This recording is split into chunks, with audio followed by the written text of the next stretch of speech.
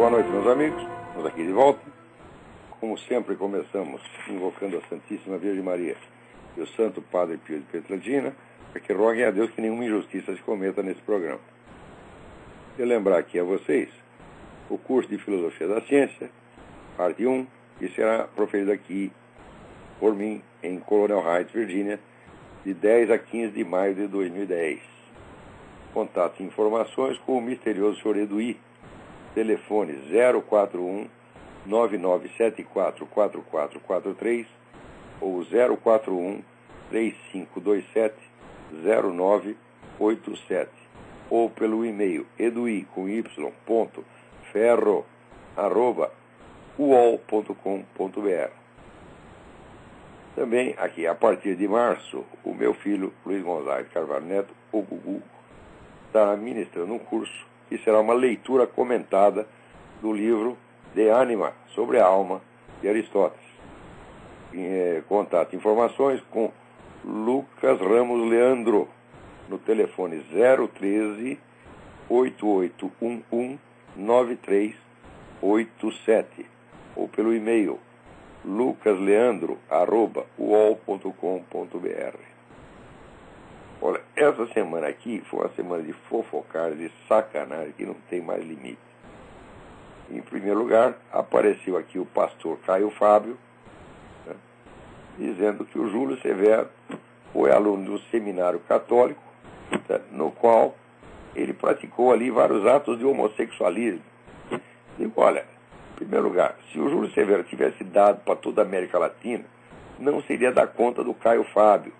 Eu, por exemplo, se alguém me vier aqui e dizer, olha, o Caio Fábio deu para o Lula, deu para o Zé Serra, tá certo? Deu para o Luiz Motti, deu para o Deco Ribeiro, eu não tenho nada a ver com isso, eu jamais iria levantar uma miséria dessa aí, tá entendendo? Para falar da vida alheia, tá certo? Agora, aqui tem o seguinte problema, o Júlio Severo jamais esteve em seminário algum. Esse negócio é completamente inventado pelo Caio Fábio. Eu já estava muito mal impressionado no dia que eu vi aqui a gravação, que apareceu o Caio Fábio e um outro pastor, os dois se acusando de adúlteros mutuamente. Eu digo, e se o fossem? Que direito tem o outro de levantar isso aí, vasculhar e apresentar em público? Né? Existe um versículo de São Paulo, eu não sou desses caras que guarda número de capítulo e versículo na cabeça, mas tem um em que São Paulo, apóstolo, explica o seguinte: os mandamentos, não roubarás, não matarás, não cometerás adultério, nem isso, mais aquilo lá, tudo isso é expressão do segundo mandamento, que é ama teu próximo como a ti mesmo. Isso quer dizer que todos esses mandamentos têm que ser interpretados segundo o amor ao próximo. Tá certo? Eles não têm validade em si mesmos, separados do amor ao próximo. Separados do amor ao próximo, eles se tornam pecados, crimes, abominações. E são estes os mandamentos, separados do segundo, que essa turma toda no Brasil está praticando. Tá certo? Então, nós estamos aqui preparando uma surpresa para essa gente, para todos esses sepulcros caiados, tá certo? Que eles vão tremer nos alicerces quando a gente soltar isso aí, vocês vão ver. Não é nem uma denúncia de fofocar de vida particular, não é coisa séria, tá certo? É uma chamada no saco que vocês jamais vão esquecer. Tá certo? Não posso ainda revelar o que é, mas com o tempo vocês saberão. Então é o seguinte, o Júlio Severo jamais esteve em seminário algum, tá certo? O Caio Fábio está inventando coisa. Então olha aqui, tem um recadinho para o Caio Fábio. Caio Fábio, eu te dou 2 semanas para você pedir perdão ao Júlio Severo por inventar coisa da vida dele, tá certo? Ou então aqui eu vou, vamos dizer, oficialmente declará-lo aqui no meu programa um filho da puta, tá certo? Ponto final, tá certo? Aí também acontece o tal do Fernando Pergentino, que já é nosso velho conhecido, né? Andou espalhando aí que ele cismou com um aluno meu, Rodrigo Assuf, dizendo, não, o Rodrigo Assuf se diz católico, mas ele se divorciou, olha que coisa imoral, etc. Em primeiro lugar, né? O Fernando Pergentino não sabe a circunstância em que isso aconteceu, ele não tem como julgar, tá certo? Ele não sabe nem se quem pediu o divórcio foi ele, foi a mulher dele. Né? Quer dizer, existe alguma lei que diz que se você é católico, a sua mulher não pode pedir divórcio contra você? Uai, nós não sabemos nem isso. O cara fica fazendo fofoca, é para se fazer de santinho. Né? Aliás, os católicos no Brasil são tudo assim, tá certo? Vivem toda da exploração dos 8 mandamentos a partir do 3º, e nunca interpretam a coisa segundo o amor ao próximo. Ao contrário, usam aquilo como porrete, como arma, como gazua para ganhar dinheiro, tá certo? Ou como ferramenta de autopromoção. Né? Daí, naturalmente, o Rodrigo respondeu para eles: olha aqui, meu filho, por que você não vem aqui que nem homem dizer isso para mim? O Pergentino responde: lá na minha terra, a gente como você, a gente responde a bala. Quer dizer, já é uma ameaça de morte. Puta que pariu. Mas esse Pergentino não é nem... O que nós vamos fazer com ele? Né? Nesses casos, eu já não costumo receitar supositórios explosivos. Tá certo? Mas ninguém segue a minha receita, porra.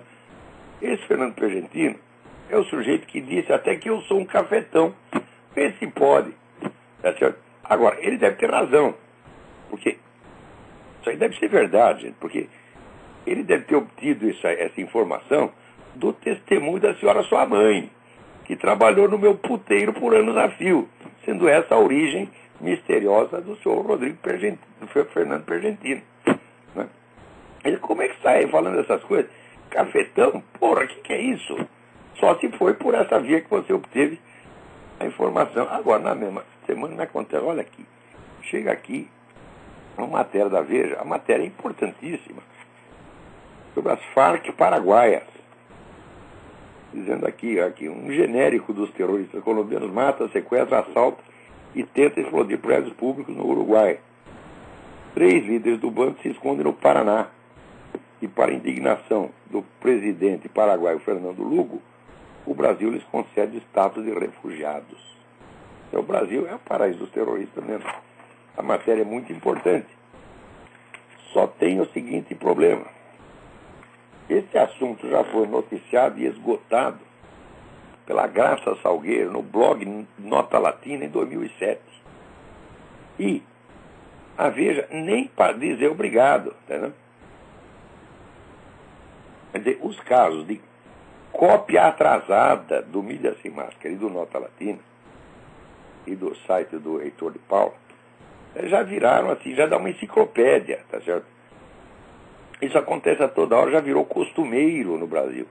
E isso mostra a mentalidade criminosa da mídia brasileira. Eles são assim mesmo. Como é que vocês fazem um treco desse? E depois aqui, vai o dono lá da Veja, o Robert Tivita, né, pontificar sobre liberdade de expressão lá no encontro do Instituto Milênio, que nós vamos comentar daqui a pouco. Quer dizer, o que sabe você de liberdade de expressão, ô Tivita? Você não sabe merda nenhuma, porra. Se você soubesse, falar liberdade de expressão implica, dizer, o direito ao reconhecimento da fonte, porque nós, quando publicamos coisas no Mídia Sem Máscara, no Nota Latina, nós fazemos tudo com documentos de fonte primária, como se exige, mais do que em jornalismo, se exige na ciência histórica, documento de fonte primária. Nós atendemos a isso, até a isso. E todo o nosso trabalho é feito de graça. Nós temos uma coisa que nós estamos oferecendo, o serviço público que nós estamos oferecendo ao povo brasileiro, gratuitamente, pago do nosso bolso.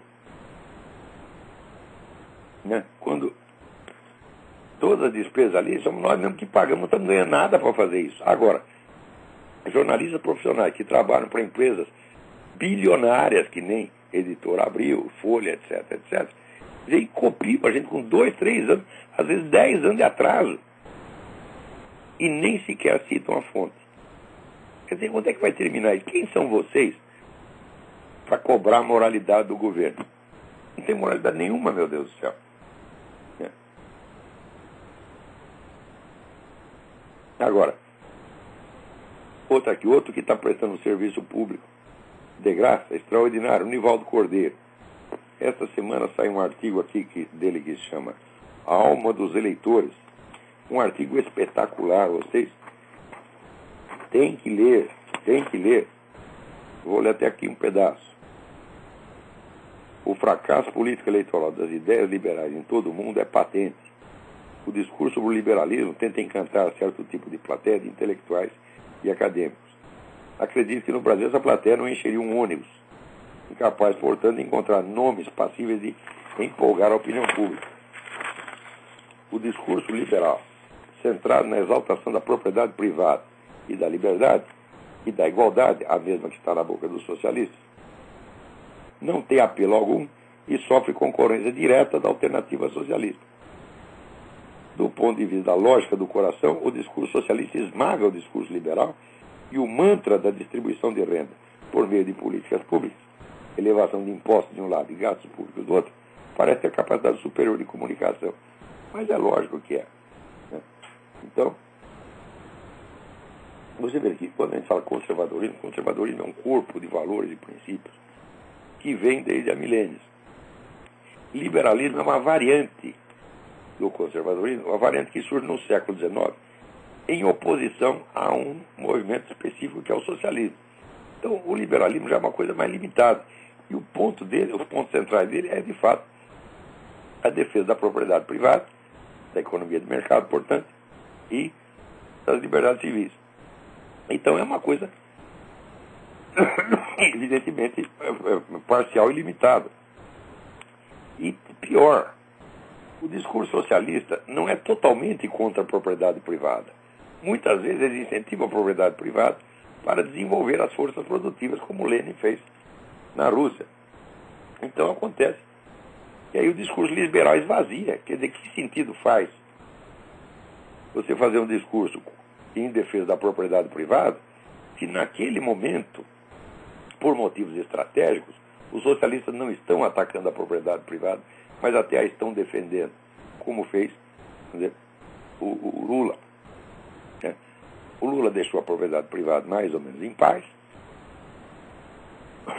embora instituindo controles estatais que a cercavam de longe, ao mesmo tempo foi construindo o monopólio do poder político socialista.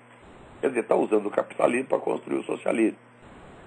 Então, nessa hora, a defesa da propriedade privada é totalmente extemporânea.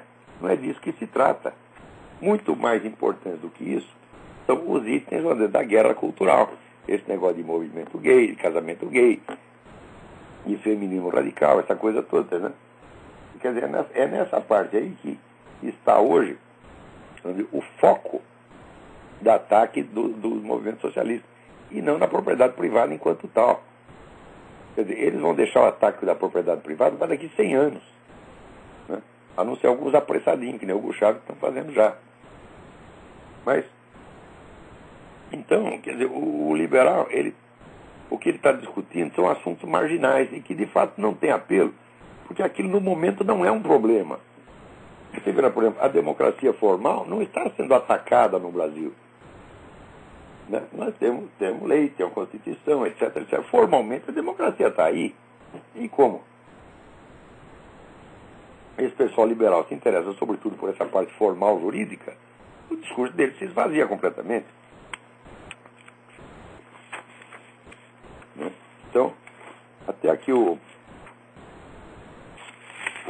Nivaldo observa que muito mais apelo do que esse discurso liberal tem tido aqui o pessoal do Tea Party, que foi um movimento mais ou menos espontâneo, que saiu em reação à decomposição interna do Partido Republicano. O que tem de cara vendido no Partido Republicano é uma maravilha. É que os caras chamam de Rhino, Republicans in Name Only, quer dizer, republicanos só de nome.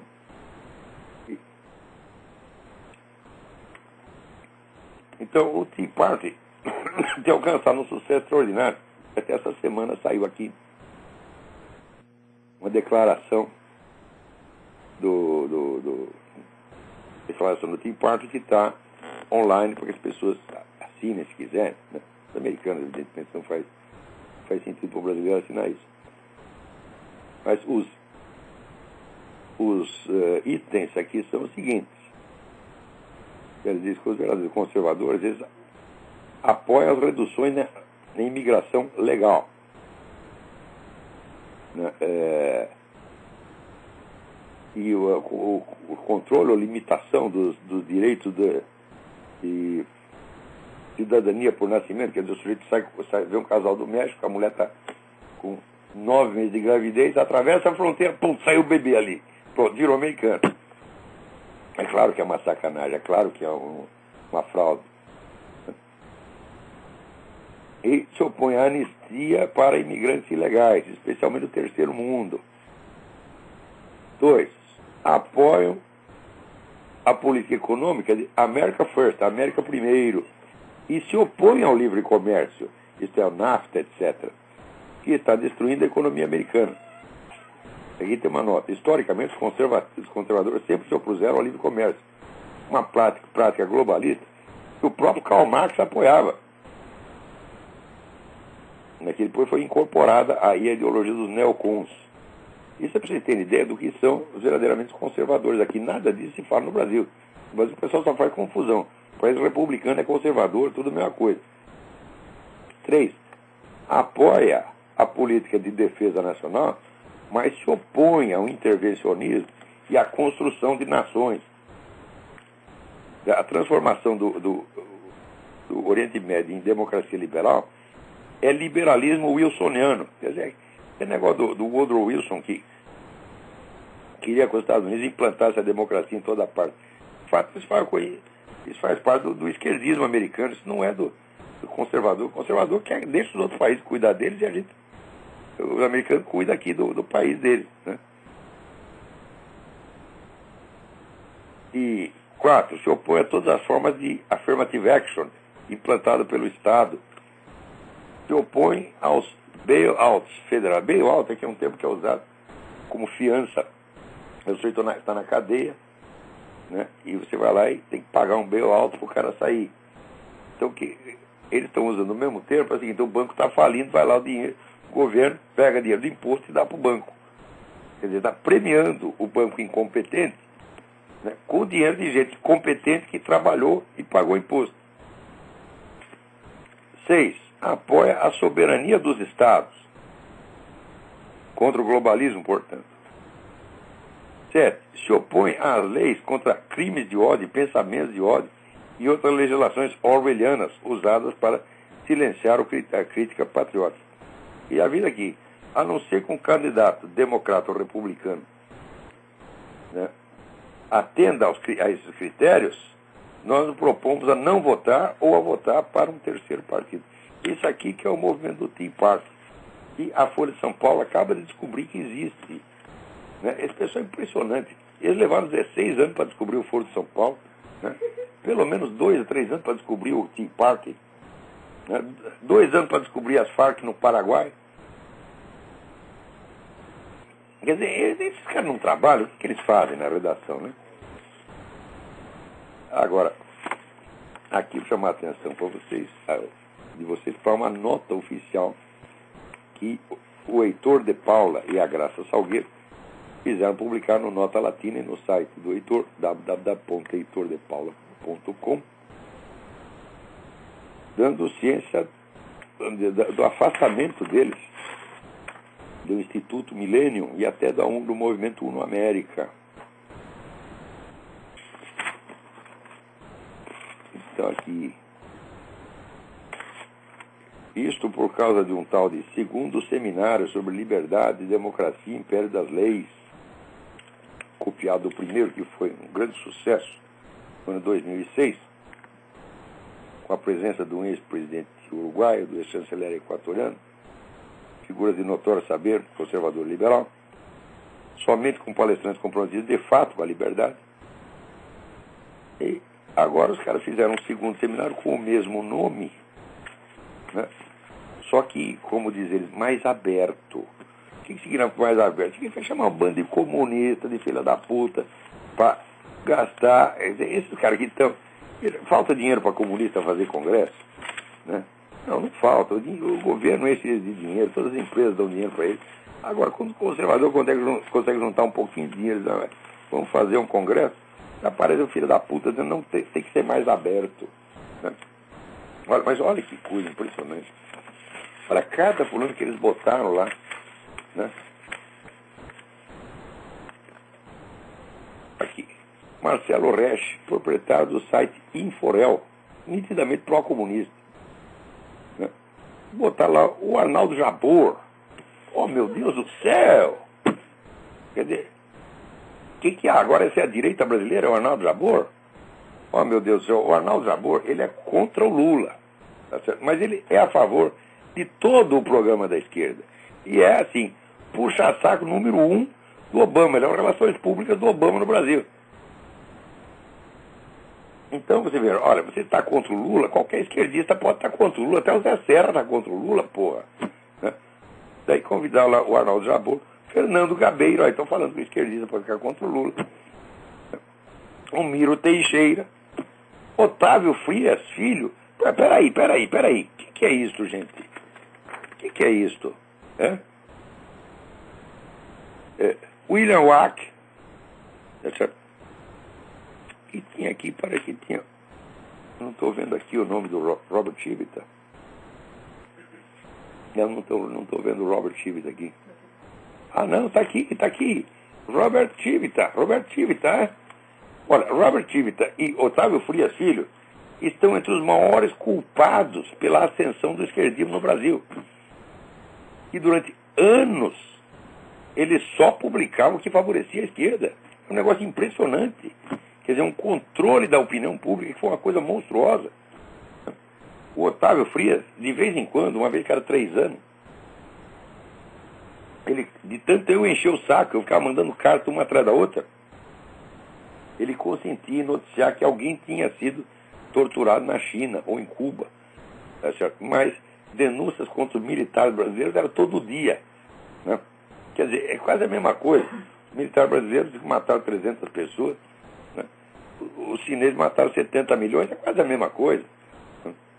Então, quer dizer, o noticiário era falseado nas proporções do conjunto. Quer dizer, dando uma ideia completamente falsa do tamanho dos acontecimentos. Isso a Folha fez, então, o pessoal da Editora Abril fez a mesma coisa. Mas na Editora Abril, todas as redações da Editora Abril, aquilo era praticamente, era uma célula comunista ali, porra. Dificilmente você encontrava um cara de direita ali dentro, era uma raridade. Né? E, sobretudo, o Sr. Robert Chivita, através das revistas Nova Escola e Sala de Aula, foi um dos grandes responsáveis pela transformação do establishment escolar brasileiro num instrumento de propaganda comunista. Ele lê aquelas revistas, meu Deus do céu, era só se falava de Vygotsky, Emília Ferreiro, Freinet, tudo quanto era educador comunista, Paulo Freire, era uma puxação de saco sem fim. Quer dizer, se você permite que a escola seja moldada por essas pessoas, por essa ideia desses caras, então como é que você vai reclamar de que agora o PT está no poder e está extinguindo a liberdade de expressão? Ora, esse cara tem que chegar lá, se você contribuiu para o mal, você tem que, como diz o Itim, você tem que primeiro castigar a sua própria cidade. Chegar lá e dizer, olha, eu fiz essa cagada assim, vocês me desculpem. Como eu, Olavo de Carvalho, faço. Veja, eu não coloquei uma empresa jornalística à disposição do movimento comunista. Coloquei apenas os meus bons préstimos. Durante 2 anos, quando eu tinha 18, 19 anos, que era um cretino.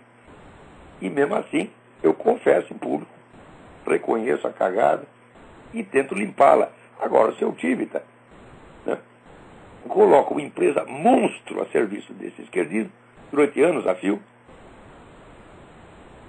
E também ajudou a esconder o Foro de São Paulo, bem que foi um dos primeiros, depois de 14 anos ou 15 anos, reconheceu que existia.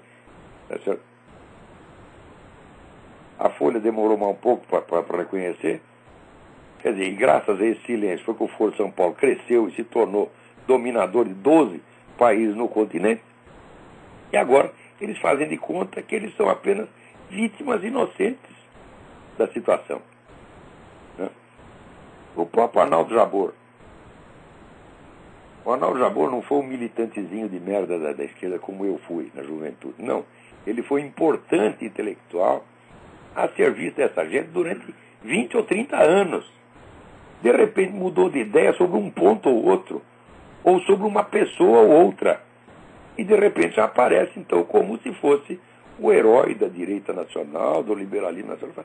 Pô, mas vocês, escuta, o que é isso, porra? Então, esse pessoal que bolou esse encontro, essa turma do Instituto Milênio, o único objetivo da vida deles, né, é afagar e ser aceitos pela esquerda, né, enternecer os corações da esquerda. É claro que esse encontro, isso aí não valeu nada, apesar da presença lá ter algumas pessoas de valor, como o Carlos Alberto de Franco, né, o Demetrio Magnoli, que não é um cara da direita, é um homem da esquerda também, continua sendo um trotskista. O Denis Rosenfield, que jamais se define como de direita ou conservador, que é apenas um crítico do PT. E, enfim, o Reinaldo Azevedo. Então, o que é isso, minha gente? Isso aqui é um encontro de centro-esquerda, financiado aqui por, olha aqui, a Academia Brasileira de Filosofia. A Academia Brasileira de Filosofia não pode financiar nada, coitada, é só dar o nome. Aliás, é uma instituição de merda que não tem um filósofo lá dentro. Pela Associação Brasileira de Empresas de Rádio e Televisão, veja você. Né? Pela Associação Nacional de Jornais, pela Associação Brasileira de Agências de Publicidade, pelo Instituto de Estudos Empresariais, pelo Instituto Endeavor, pelo Instituto Liberal, pelo Instituto Liberdade. Meu Deus do céu, é um bando de gente aqui.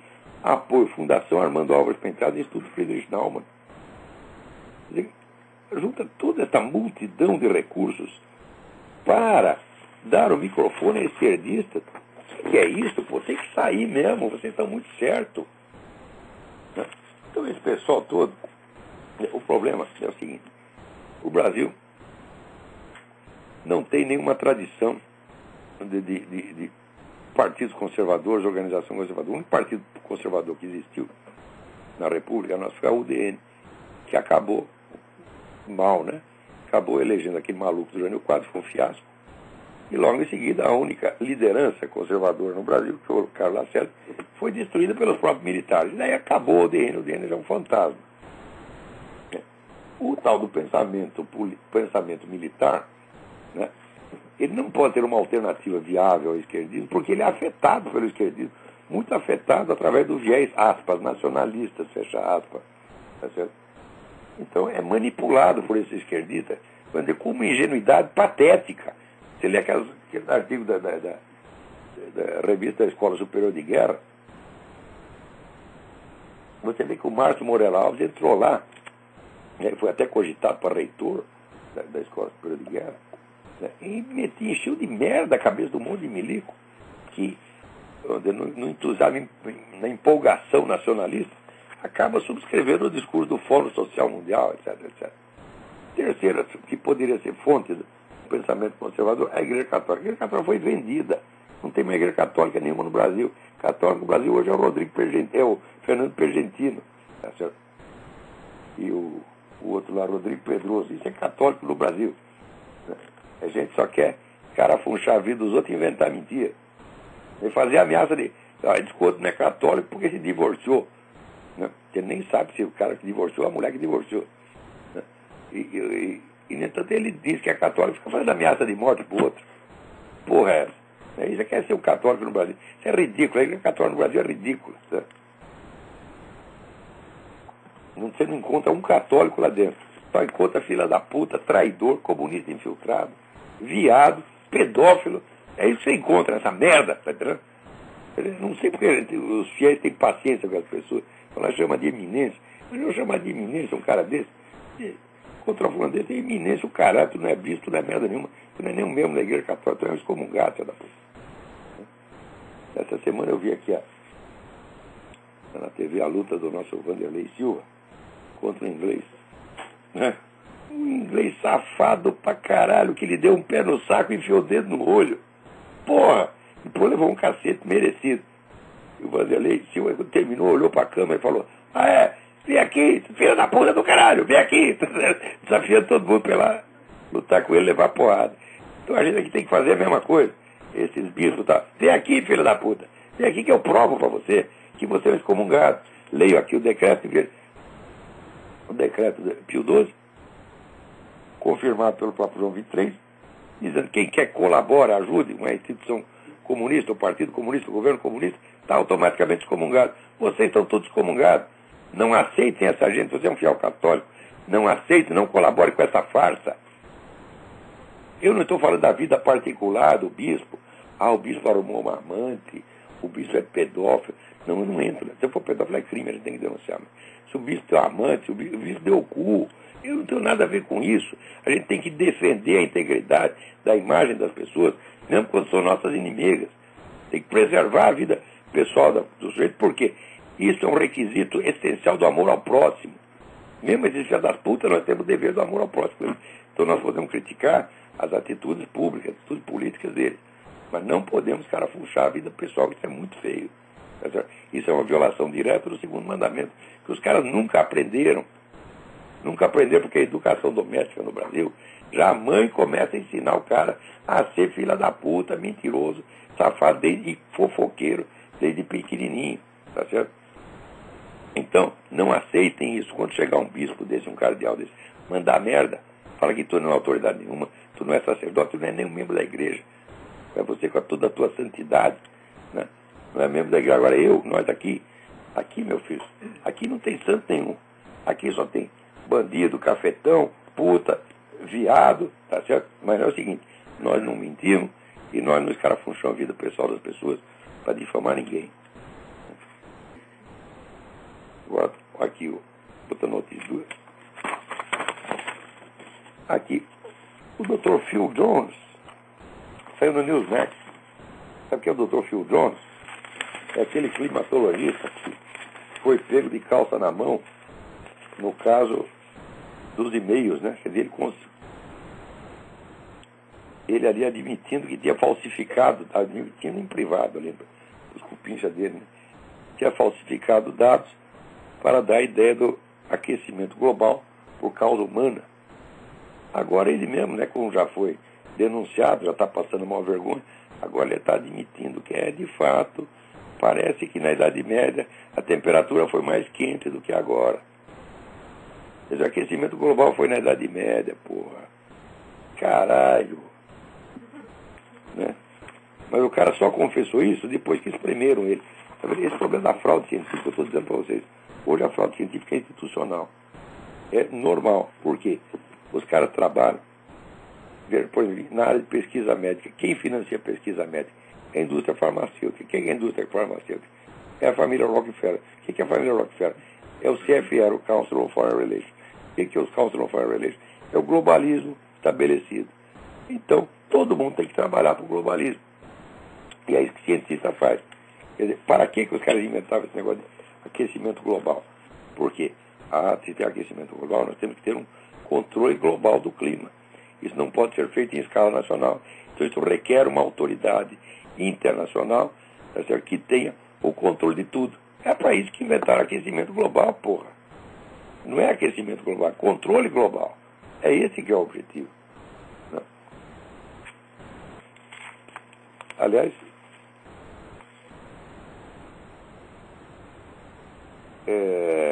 também na mesma semana, né, saiu até a Folha de São Paulo noticiou que um cientista aqui, Anthony Watts, diz que o famoso relatório da ONU, ele sistematicamente excluiu os dados de temperatura de estações rurais e de altitudes e latitudes mais altas, e tende a ser mais fria. Claro, ser fluido mais fria, sobe o mais quente, e daí fica o aquecimento global mesmo, né? Porra, é claro, se você descontar onde está frio, sobe só onde está quente, por definição. É isso. Agora aqui, a minha amiga Ana Prudente me manda uma entrevista da Dilma Rousseff, que saiu na Folha de São Paulo, e diz o seguinte, olha aqui, desta vez ela admite que mentiu para a própria Folha de São Paulo no ano passado, quando categoricamente afirmou que nunca treinou no exterior e que jamais pegou em armas. Aqui ela diz que teve treino militar mas não de guerrilha. Ora, se não foi oficialmente nas Forças Armadas do Uruguai, e não foi treino militar subversivo de guerrilha, só pode ter sido treinamento terrorista, da mesma forma como os talibãs têm nas montanhas do Afeganistão. E ela ainda disse que mentiu para não envolver o país vizinho, o Uruguai. Ora, porra, peraí. Agora que ela é candidata à presidência, agora essa declaração envolve muito mais o Uruguai do que, né, 2 anos atrás, 1 ano atrás. O cara não era ninguém. Se você não quis envolver o Uruguai naquela ocasião, o que pode envolver agora? Meu Deus do céu, você é um bando de mentira. Olha, a carreira dessa dona Dilma é carreira de bandida mesmo. Né? Mas eu acho que ela ganha essa eleição, porra. Os caras têm o controle de todos os meios. Tem sobretudo. Veja, eu falei para vocês já da tal da espiral do silêncio. Né? Mais tarde eu vou escrever alguma coisa dando mais detalhes. Mas a teoria da espiral do silêncio se baseia numa observação de Alexis de Tocqueville, que, no livro dele sobre a história da Revolução Francesa, ele se pergunta como foi possível que a população francesa, que era maciçamente católica, se tornasse anticatólica em tão breve tempo, como aconteceu durante o século XVIII. E ele observa que o fator decisivo ali foi o silêncio da Igreja Católica. Os católicos não quiseram defender a Igreja. Se fizeram de superiores. Olha, quando o cara se faz superior, quer dizer que ele fica o seguinte: quando o cara começa a pensar, o que vem de baixo não me atinge, quer dizer que foi atingido. Né? O sujeito sentou no formigueiro e está lá dizendo que vem de baixo não me atinge. Tem uma hemorroida e diz que vem de baixo não me atinge. Levou um pé no saco e diz que vem de baixo não me atinge. Tá certo? Quer dizer que foi atingido sim. Foi atingido e está com medo. Então se faz de superior e fica quieto. Tá certo? Então a Igreja fez isso, a Igreja Francesa fez isso no século XVIII. Por quê? Porque aqui, os clubes de debate que foram os criadores da moderna noção de opinião pública, né, clubes de debate criaram uma instância, né, judicial sem poder de prisão, não podia mandar ninguém para a prisão, mas podia expor o sujeito à execração pública. Tá certo? Então, esse poder acabou se mostrando mais eficiente do que o próprio sistema judiciário, então vigente. Então, como eles foram inoculando na cabeça das pessoas a ideia de que é feio ser católico, os próprios católicos se inibiram de defender e ficaram quietinhos. Resultado, em breve tempo, a coisa, o vento mudou de direção. Estava a favor da igreja, ficou contra. O que a Igreja Católica fez no século XVIII é a mesma coisa que a direita brasileira faz hoje. Fica quieto, não se defende, deixa cuspir na cara. Por exemplo, esse pessoal do Instituto Milênio, não, nós temos que manter aqui um nível alto e ter, né, fazer aqui um encontro mais aberto e afagar os esquerdistas, tratá-los com urbanidade, tratá-los com deferência e polidez.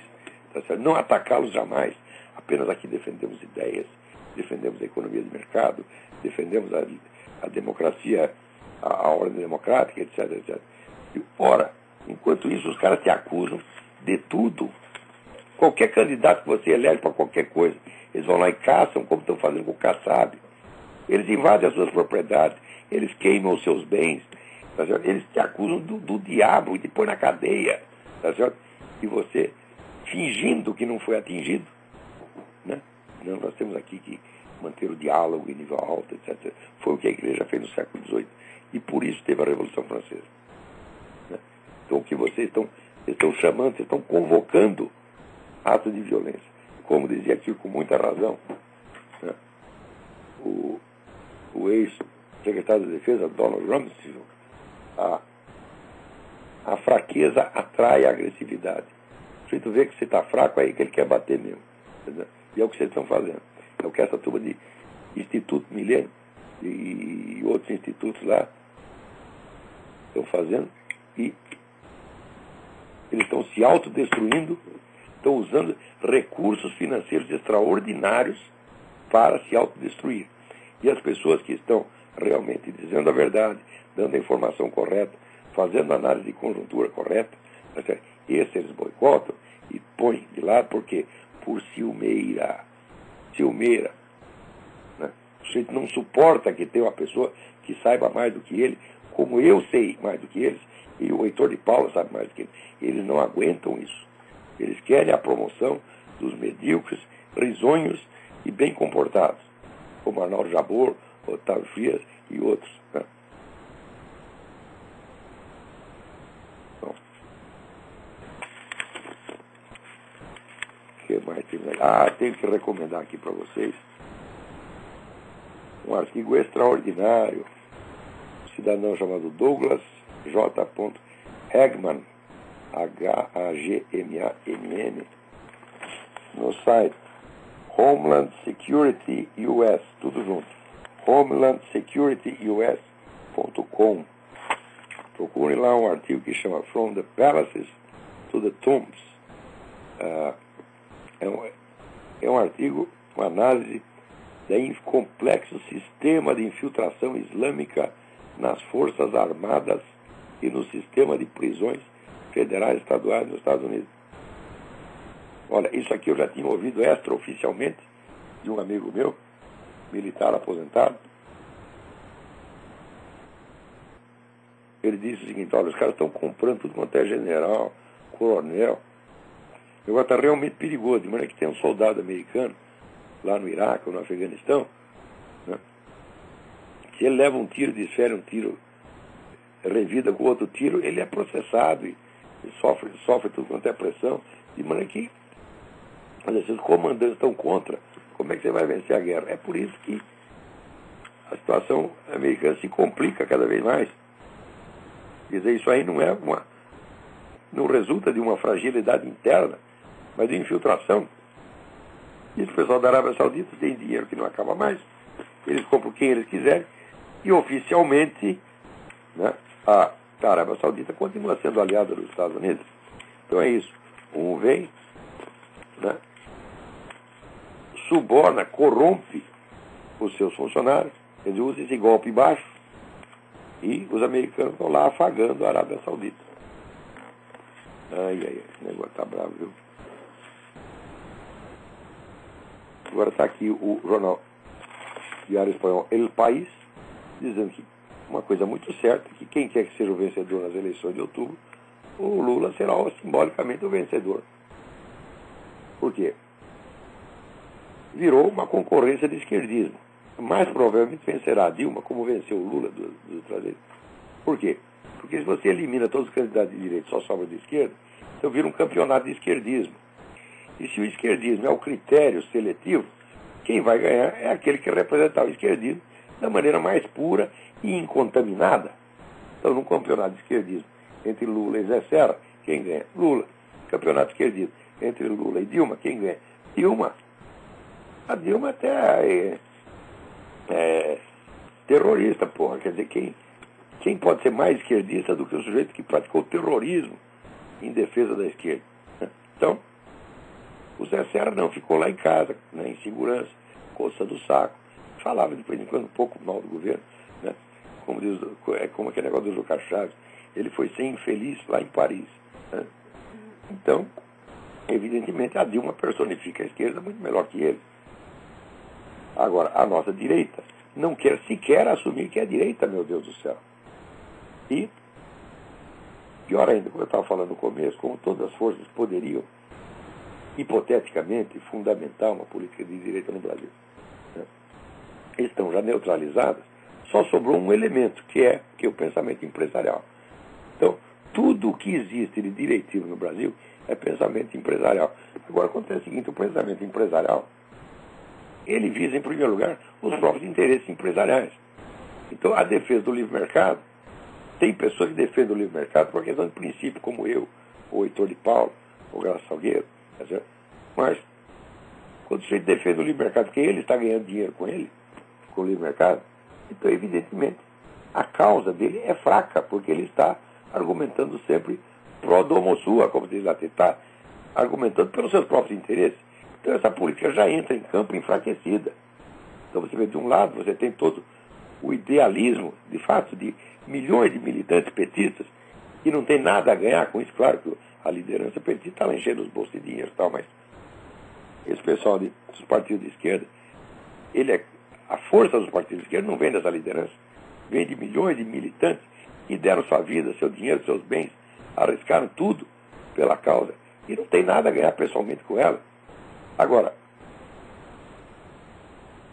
do outro lado da direita, só quem tem projeção é quem tem a ganhar pessoalmente com a economia de mercado. Quando aparece um cara que está defendendo a economia de mercado por uma questão de princípio como eu, e que não está associado a interesses empresariais, é imediatamente boicotado. Então eu digo, esses caras não são da direita, eles são apenas burgueses. E a burguesia, né, como dizia aí o historiador francês recentemente, esqueci o nome do cara, ele dizia, a burguesia não é jamais da classe dominante. Nunca da classe dominante. Por quê? O burguês, o empresário, é um cara, por definição, frágil. O empreendimento capitalista necessita de paz e ordem como do ar que respira. Então a burguesia não é jamais uma classe combativa. Quem é combativo são os intelectuais, são os militares, são os estudantes, são pessoas idealistas que nada têm a ganhar pessoalmente com a economia de mercado, embora tenham algo a ganhar com a democracia. Eu tenho algo a ganhar com a democracia, que é o meu direito de falar, mas isso é tudo. Tá certo? Então, o que preciso fazer numa direita brasileira é desempresariá-la, tirar dela essa fisionomia empresarial. O empresário, meu filho, está ali, ele tem que dar dinheiro para o movimento e não encher o saco. Agora, você para entrar nesses meios, a primeira coisa que você tem que fazer é puxar saco de empresário. Assim não vai, porra. E depois você tem que se ater às normas de polidez que o empresário cagão quer lhe impor. Eles, você acusa o PT de ter ligação com as Farc, então você não pode falar aqui. Agora, o PT pode acusar você do que quiser. Não estão aí quase obtendo a cassação do cassado sob a acusação de contribuições ilícitas, quando a contribuição ilícita das Farc, de narcotraficantes, a candidatura a Lula não pôde sequer ser investigada, porque aquele general de merda, generalzinho de merda, que chefiava a ABIN, foi lá e botou panos quentes, sentou em cima do inquérito e acabou o inquérito. Não pôde sequer ser investigado. Quer dizer, você vê, é muita delicadeza desse pessoal com a esquerda.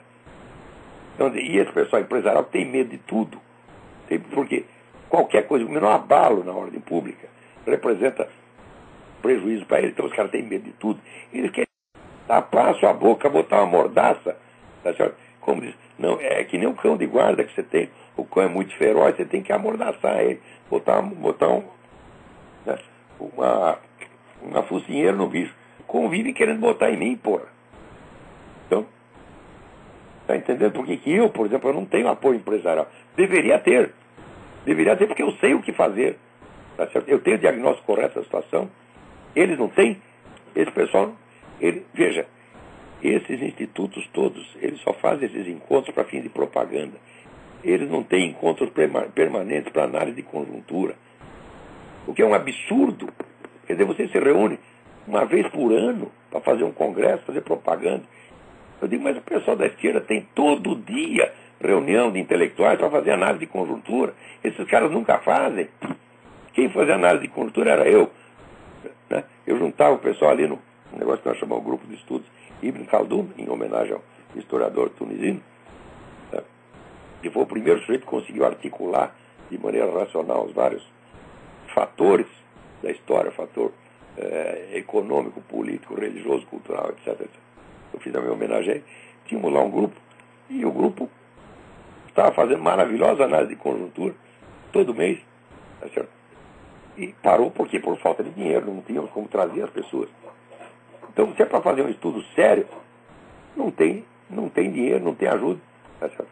Agora, se é para fazer essa merda que o Instituto Milênio está fazendo, que é só propaganda, que é só afago na cabeça do esquerdista, aí tem dinheiro. Por quê? Porque isso não ofende o PT. Ninguém quer ofender o PT. Então, assim, se há uma recusa de lutar, meu filho, você entra no ringue e diz, eu não vou bater nele. Então o outro vai bater em você. É exatamente o que está acontecendo. Veja o que fizeram com o Collor. Os crimes do Collor, o crime do Collor foi dar um Fiat Elba para não sei quem. E isso foi tudo que se comprovou. E o mensalão? Quer dizer, o Fernando Collor, comparado, que é um bom filho da puta, eu não nego que seja um filho da puta, né? Não votei nele, não tem nada a ver com ele, que é aquele se dane, tá entendendo? Mas comparado com o Lula, ele era Madre Teresa de Calcutá, porra. Veja, ele tem algum filho que nem o Lulinha, né? Que era guarda de zoológico, meu Deus do céu. O sujeito ficava lá conversando com o macaco. Era o serviço dele, né? O macaco cagava ali no lugar errado. Não, meu filho, não faça isso. Esse era o serviço dele, porra. Não passa 2 anos, o cara está bilionário. Que milagre é esse? O Collor tem algum filho assim? Tem alguma mãe assim? Um parente assim? Não, não tem. O parente que ele conseguiu, os parentes que fizeram a desgraça dele mesmo, né? Quer dizer que não estavam ganhando dinheiro. Se tivesse, né, estariam satisfeitos. Então, quer dizer, com essa direita, isso é a direita que a esquerda pediu ao demônio. Agora, quem está fazendo um trabalho sério, como eu, Graça Salgueiro, Heitor de Paula, não, esse só tem boicote, porque todo mundo não. Esses aí são muito ferozes, eles mordem as pessoas, eles atacam. Onde já se viu atacar quem nos ataca? Que coisa mais feia, nós temos que virar a outra face. Ora, porra. Aí eu me lembro do delegado Sivuca, que uma vez estava falando aquele negócio de bandido bom e bandido morto. E ela levanta-se uma senhora e diz, mas Jesus mandou voltar a outra face. Bom, isso é o cinismo, porque Jesus, quando disse isso, ele estava amarrado. Preste atenção. Tá certo? Quando foi necessário dar porrada, ele deu. Naquele momento não dá para dar porrada. Estava amarrado, porque ele fez. Virou a outra face. Como que diz? Você é valentão mesmo? Bateu nessa, mas agora bate na outra. Foi esse o sentido da coisa. Não é que você tem que apanhar quietinho e se oferecer para apanhar mais. Não é isso, meu Deus do céu. Essa interpretação é uma blasfêmia. Mas a mulher se levantou e disse, mas Jesus mandou voltar a outra face. Daí o delegado respondeu o seguinte, minha senhora, uma posse sexual violenta por via vaginal é chamada estupro. A posse sexual forçada por via anal chama-se atentado violento ao pudor. Se a senhora sofrer estupro, a senhora volta a outra face. Então, com isso, terminamos o nosso programa, que eu estou meio cansado, tá certo? E agora aqui também não tenho mais satisfação de dar para ninguém. Agora já peguei meu green card, os caras roubaram o meu país. Roubaram? Enfia o país no cu, pode ficar para vocês, tá bom? Tchau, até a semana que vem, obrigado.